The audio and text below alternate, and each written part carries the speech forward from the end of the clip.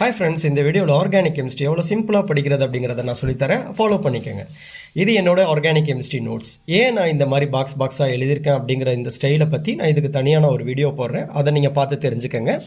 Next one, organic chemistry கஷ்டம் அப்படிங்கிறது எல்லாருமே சொல்கிற ஒரு வார்த்தை தான். ஆனால் எனக்கு ஆர்கானிக் கெமிஸ்ட்ரி அப்படின்னு சொன்னாவே எனக்கு ரொம்ப பிடிச்ச ஒரு வார்த்தை.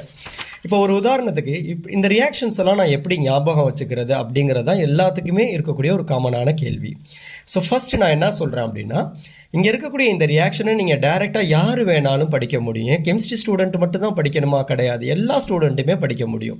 நான் சொல்லிக் கொடுக்கலாம். பென்சீன் கிவ்ஸ் ப்ரோமோ பென்சீன், இங்கே ரீஏஜென்ட் நான் இது யூஸ் பண்ணுறதுனால தான் எனக்கு கிடைக்கிது அப்படின்னு சொன்னேன்னா அவங்க புரிஞ்சுக்குவாங்க. அப்போ கெமிஸ்ட்ரி மட்டும்தான் கற்றுக்க முடியும், கெமிஸ்ட்ரி படிக்கிறவங்க தான் கெமிஸ்ட்ரி கற்றுக்க முடியும் அப்படிங்கிறதுலாம் கிடையாது. யார் வேணாலும் கற்றுக்கலாம். அந்த மாதிரி தான் நான் இப்போ உங்களுக்கு சொல்லித்தரப்போகிறேன்.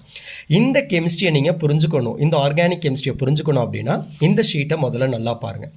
நமக்கு எப்போதுமே நோட்ஸ் 3 ஆஸ்பெக்டில் இருக்கணும். அந்த 3 ஆஸ்பெக்டில் ஒரு ஆஸ்பெக்ட் தான் என்னென்னா ரியாக்டன்ட் அண்ட் ப்ராடக்ட். இங்கே இருக்குது, இங்கே ரியாக்டன்ட் இருக்குது, இங்கே ப்ராடக்ட் இருக்குது.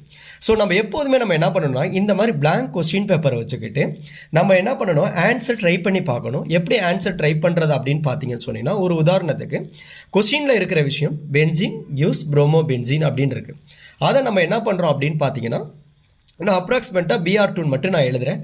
இது கரெக்டாக தப்பா அப்படின்னு நான் செக் பண்ணி பார்க்குறேன். நான் என்ன பண்ணுறேன், என் டெஸ்ட் எழுதிட்டேன். எழுதின பின்னாடி என்னுடைய நோட்ஸை நான் வச்சு பார்க்கும்போது என்ன இருக்குது அப்படின்னு பார்த்தா BR2 AL BR3 இருக்குது. அண்ட் ஒன் மோர் ரீஏஜென்சி யூஸ் பண்ணியிருக்காங்க. ஸோ நான் என்ன பண்ணியிருக்கேன், நான் எழுதுனதில் தப்பு பண்ணியிருக்கேன். ஸோ அகைன் நான் என்ன பண்ணுறேன் அப்படின்னா, இதை கேன்சல் பண்ணிவிட்டு அகைன் நான் ஃபஸ்ட்லேருந்து படிக்கிறேன். பென்சீன் யூஸ் ப்ரோமோ பென்சீன் வயா புரோமின் ஆட் பண்ணுறோம் அப்படின்னா பக்கத்தில் நமக்கு என்ன இருக்கணும், AlCl3 இருந்தால் தான் ஒரு பென்சீனில் ஒரு புரோமின் ஆட் பண்ண முடியும். ஸோ நான் இது கிளியராக படிச்சிட்டேன்.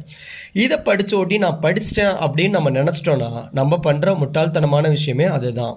ஸோ மறுபடியும் நம்ம என்ன பண்ணணும் அப்படின்னா, இந்த பேப்பரை எடுத்துகிட்டு ப்ராக்டிஸ் பண்ணும்போது benzene use bromo benzene by bromine BR2 AlCl3ன்னு மெமரியிலேருந்து நமக்கு சொல்ல தெரிஞ்சிச்சுன்னா மட்டும்தான் நம்ம ஒரு கொஸ்டின் பேப்பரை பார்த்தோட்டியுமே நம்மளால் சொல்ல முடியும். ஸோ நம்ம ஆர்கானிக் கெமிஸ்ட்ரி படிக்கும் போது நிறையா ட்ரிக்ஸ் இருக்குது. அந்த ட்ரிக்ஸில் ஒரு ட்ரிக்ஸ் என்ன அப்படின்னு பார்த்தீங்கன்னா, எந்த ரியாக்ஷன் நீங்கள் படித்தாலும் ஃபஸ்ட்டு நீங்கள் என்ன பண்ணிக்கணும்னா டிஃப்ரென்ஷியேட் பண்ணி படிச்சிங்கனாவே புரிய ஆரம்பிச்சிடும். லெஃப்ட்டில் என்ன இருக்குது, ரைட்டில் என்ன இருக்குது அப்படிங்கிறத ஒரு ஆஸ்பெக்டில் பார்க்குறது. ரெண்டாவது நீங்கள் என்ன பார்க்கணும் அப்படின்னு பார்த்தீங்கன்னா, இந்த மாதிரி கொஸ்டின் பேங்க்கு பிளாங்காக இருக்கணும், ஆன்சர் தனியாக இருக்கணும். நம்ம திருப்பி ப்ராக்டிஸ் பண்ணி பார்க்கும்போது தான் நமக்கு நிறைய ஆன்சர்ஸ் கிடைக்கும். ஸோ இந்த மாதிரி உங்களுக்கு ட்ரிக்ஸ் அண்ட் சிம்பிள் ஐடியாஸ் உங்கள் எல்லாத்துக்குமே வேணும் அப்படின்னா கமெண்ட் பாக்ஸில் மோர் வீடியோஸ் அப்படின்னு கமெண்ட் பண்ணுங்கள். அண்டு சப்ஸ்கிரைப் பண்ணாதவங்க சப்ஸ்கிரைப் பண்ணிக்கோங்க. உங்களுடைய கமெண்ட்ஸ் தான் எனக்கு ஜஸ்ட் இன்ஸ்பைரிங்காக இருக்கும். So thanks.